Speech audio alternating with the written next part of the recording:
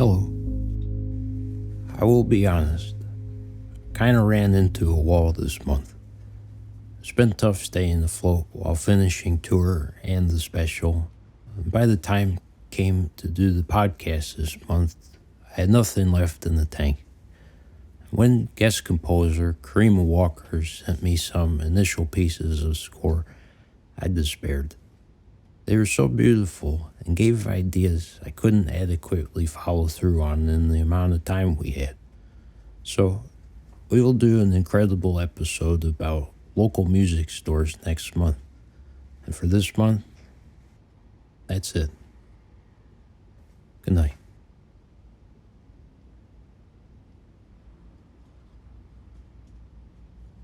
Alright, sorry to joke. You gotta get to sleep. So I've got another idea. Since I did the original sleep special, I've received a number of comments along the lines of, I could listen to you read the menu. Pretty much anything. So this month, let's put that to the test. In addition to the many tomato knickknacks I received on tour, I keep a lot of books and articles around in my basement. Should probably get rid of them. When my attention starts to wane while writing, I figure it's better to poke around some book than the internet. In a creative rut, I will occasionally turn to poetry, but more likely, I'm opening up the World Encyclopedia of Fruit to see where limes come from. I turn to the citrus section and it says, India. Attempts were made to grow them in Mediterranean countries, but they proved insufficiently hardy. They do very well in Egypt, however, where they are more plentiful than lemons. Should I keep going? It continues. There are basically 3 types of lime. Tahitian, large limes with pale, fine-grained pulp and a very acidic flavor. Mexican, a smaller fruit with bright green skin and very aromatic flavor. Key lime, pale yellowish green fruit, very juicy with a strong sharp flavor. And Kaffir limes, which are not true limes. Kaffir limes are not eaten, but the finely grated rind is used in Southeast Asian cooking. Sometimes the answer to writer's block is some fun facts, an attractive picture of oranges, to learn about a new type of exotic fruit like Kiruba, also called banana passion fruit. I really hope to do an episode of the TV show where me and Gene try exotic fruits and describe the flavors to one another, but what are you gonna do? While working on my bathroom book, I bought a set of the Practical Encyclopedia of Good Home Decorating and Home Improvement, published in the 70s, that I enjoy a lot. There's some truly wild stuff in there. Say what you want about covering an entire living room wall with wood shingles. They weren't afraid of taking risks back then. Color either. A scourge of white and gray is spreading. I grabbed volume 17, opened it, and here's what it has to say about texture. Texture is the music of surfaces, and the notes are many and distinct. The smoothness of silk, the prickliness of burlap, the deep glow of polished wood, the cool irregularity of fieldstone. These are just a few of the great number of textural voices that can be orchestrated to provide rich and satisfying harmonies in decorating. No one dares go this hard writing about modern decorating, or modern decorating. The Property Brothers just want to paint your brick fireplace white and there's nothing you can do about it. Sorry, to see these photos of what is possible in a home but now forsaken gets me going. Why aren't we taking bigger swings? Bigger swings and bigger falls. There is also an article by my desk that I had printed out titled 5 Largest Slip and Fall Cases in History. I think it's because I searched for biggest blooper of all time. It's fun in theory, but I should probably skip reading it. Everyone got good settlements, but many got severely injured. You don't need to think about falling into holes before bed. I should probably throw it out, but I do have a hard time getting rid of things. That's why I have an 18-volume set of home decorating books. I also have a set of encyclopedias on the supernatural, and it's a wonderful place to poke around for ideas. Here's a segment titled Man Wallaby in the section about animals. In Australia, even today, when an Aborigine say he is, for example, wallaby, he means what he says. He and the wallaby species are one flesh. Except in special circumstances, he does not kill or eat a wallaby, and he and his group are responsible for carrying out the rituals which ensure a plentiful supply of wallabies for everyone else. This is because he and the wallabies are descended from the same ancestor, a hero long ago who was both a man and a wallaby. If that doesn't inspire some ideas, I don't know what will. And the series includes a wide range of beliefs throughout history. Volume 1 has bits about All Hallows Eve, alphabet, altar, and a section on the properties of the aloe plant. I enjoyed the part in the angels section titled Wing Measurements, which quotes Crawford H. Greenwald's approximation of how large an angel's wings would need to be, assuming a weight of 150 pounds. Of course. The wing from wrist to tip would be about 4 feet long. Its total length between 6 and 7 feet. When folded neatly into the body, the end of the wing would come just below the knee, comfortable enough for perching and walking. The wings would beat about once every second, a nice easy rhythm, not too far from a normal walking pace.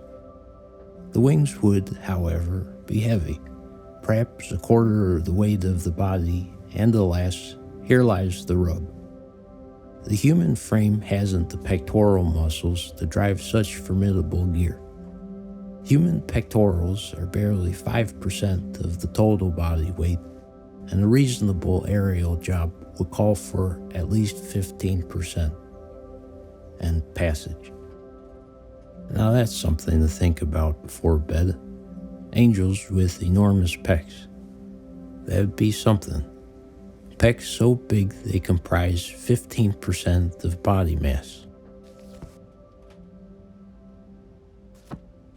More practically, I have the printed out Wikipedia article about drown-proofing on the wall next to my desk.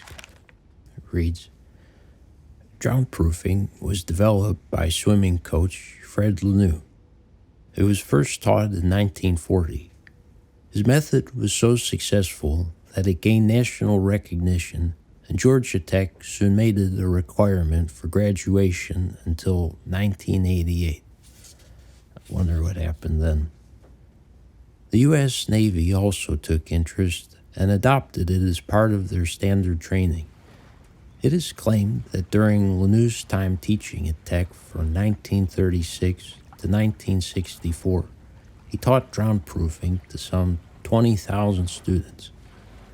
Once they had mastered the drown-proofing technique, students learned to stay afloat with their wrists and ankles bound, swim 50 yards, 46 meters, underwater, and retrieve diving rings from the bottom of the pool using their teeth. Continuing on, in drown-proofing terminology, the great majority of people are floaters. That is to say that, with the lungs fully inflated, they have slightly less specific gravity than water and will not start to sink until they exhale. An average floater has 3 to 4 pounds of positive buoyancy in fresh water.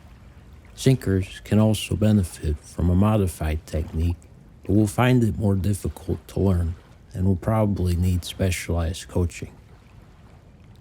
wondering if I am a sinker or floater myself. I don't know why I printed it and put it up for reference. Drownproofing sounds like the title of a Netflix film where Jennifer Lopez stars as a Navy SEAL torn between duty and horny. Similarly pessimistic, Ryan sent me a speech written for Richard Nixon in the case that Neil Armstrong and Buzz Aldrin did not survive the moon landing. From Bill Sapphire, July 18, 1969. In the event of moon disaster. Sorry, I should preface it by saying that I'm not going to do a Nixon impression.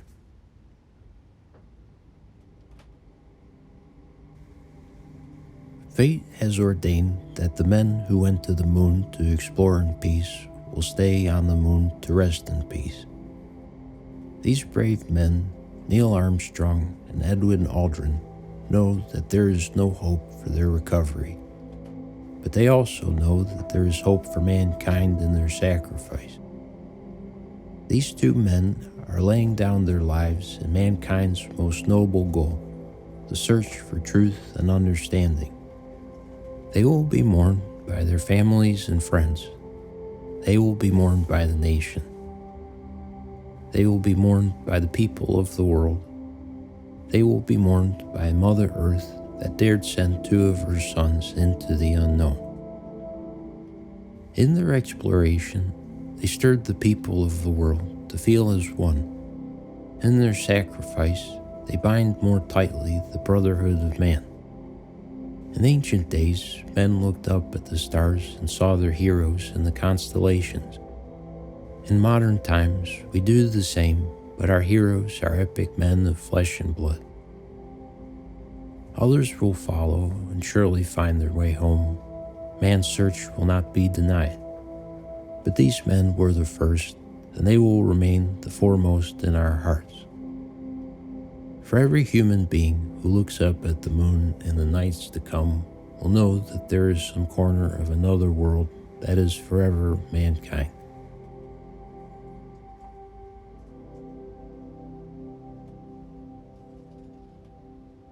Well, I'm glad no one had to read that for real.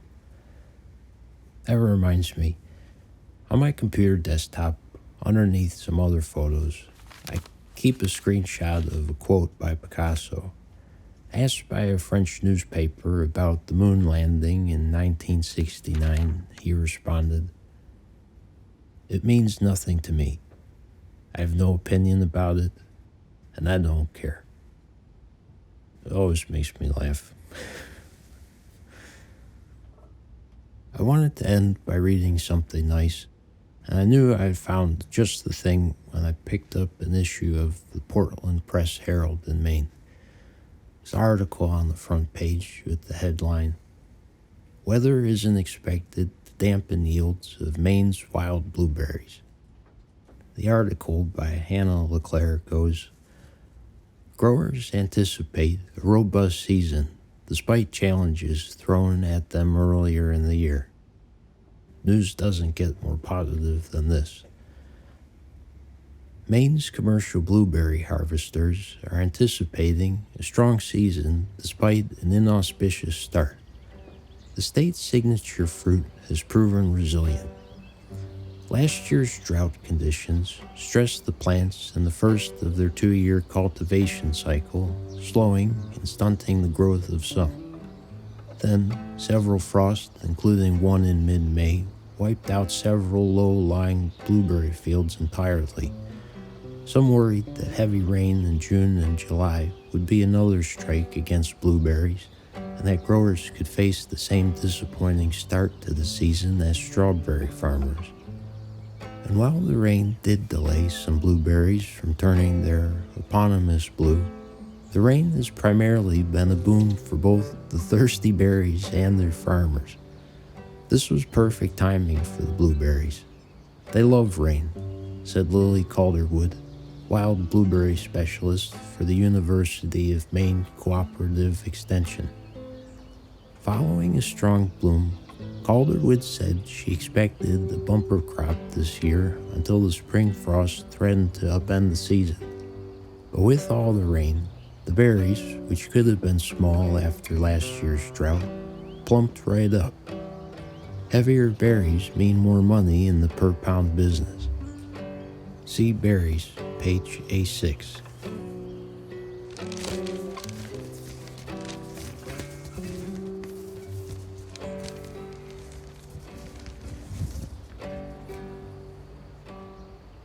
I think the rain we had made up for some of the loss we had from the frost event, she said.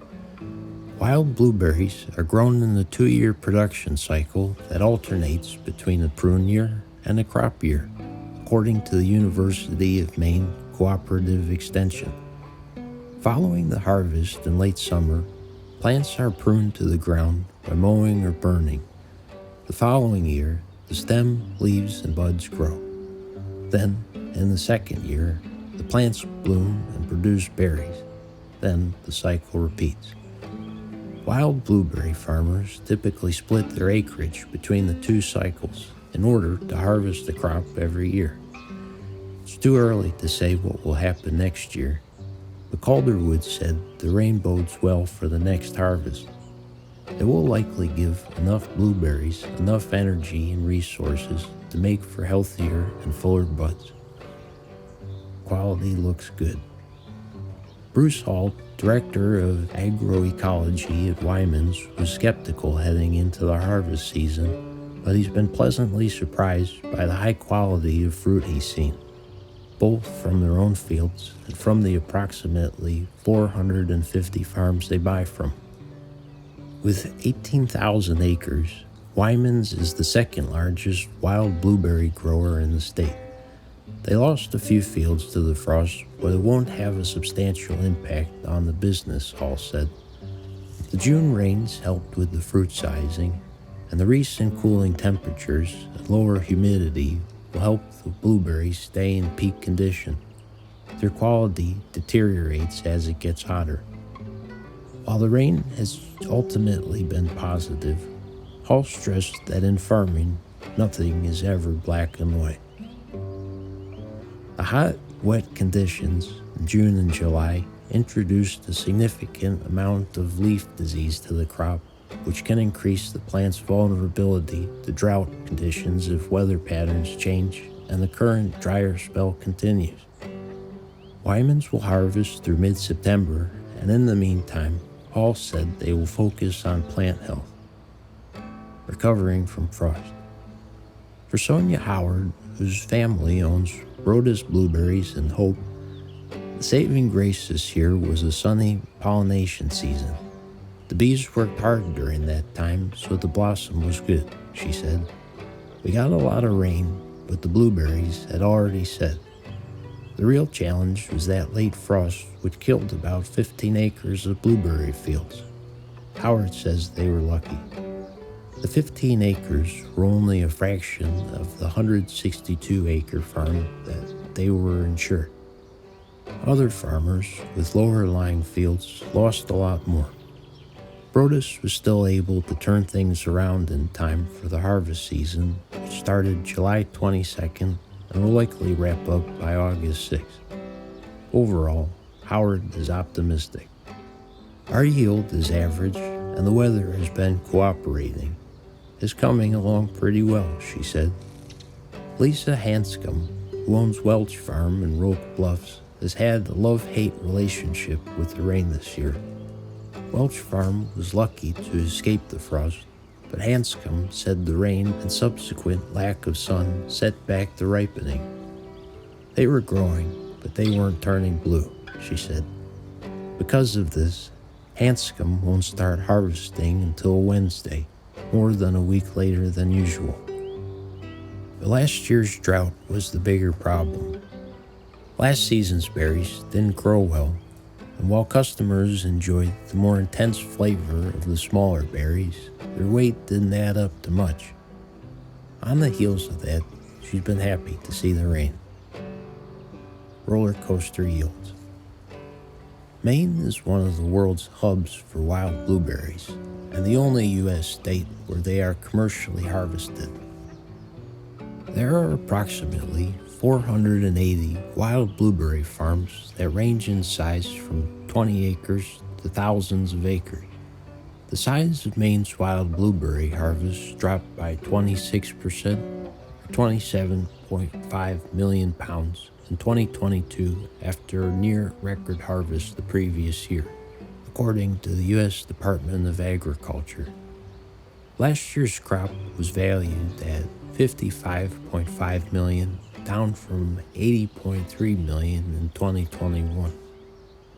Experts expected similar results to the 2021 bounty of 104 million pounds, but following a perfect storm of poor weather conditions, harvesters eked out just 77.6 million pounds last year. The state's all-time peak was 110 million pounds in 2000. Last year's drop isn't necessarily a harbinger of a declining blueberry industry. Harvest data has been all over the map in the last 10 years, with a low of 47.4 million pounds in 2020 and a high of 104.4 million pounds in 2014. Over the last decade, the weight has averaged out to about 82.1 million pounds. Still, blueberries are especially dependent on weather, and for some farmers, basing their livelihood around the colorful fruits is becoming more challenging in the face of climate change. More droughts, late frost, the disappearance of pollinators like honeybees, heavy rain, and other changes in weather patterns make the growing season hard to predict. The vast majority of Maine's wild blueberries are frozen. The fresh market fetches a much higher price per pound, but only about 5% to 10% of the harvested berries are sold in the fresh market, said Calderwood, the Maine blueberry specialist. Both Hanscom and Howard have had to diversify their income streams and are working to increase their fresh market and retail offerings. Welsh Farm has been in Hanscom's family since 1912. Over the years, she's boosted the farm's involvement in agro-tourism, adding rental cabins and farm tours. The farm is right on the ocean, with a picturesque view and stunning sunsets from one of the fields, so Hanscom is toying with the idea of renting the space for marriage proposals and intimate weddings. She's also working to increase their retailed offerings like jams, jellies, and wreaths. Rhoda's Blueberries is also a long-time family-run operation, with 9 generations working in the fields, Howard said. She hopes to see more. They have a distillery in the barn where they make spirits out of blueberries and other fruits. They offer cocktails Thursday through Saturday, and bottles of the alcohol are also for sale. What we're working on is more value-added products like jams and pies to increase the overall profits of the farm so that hopefully this generation doesn't have to be the one that sells it, she says.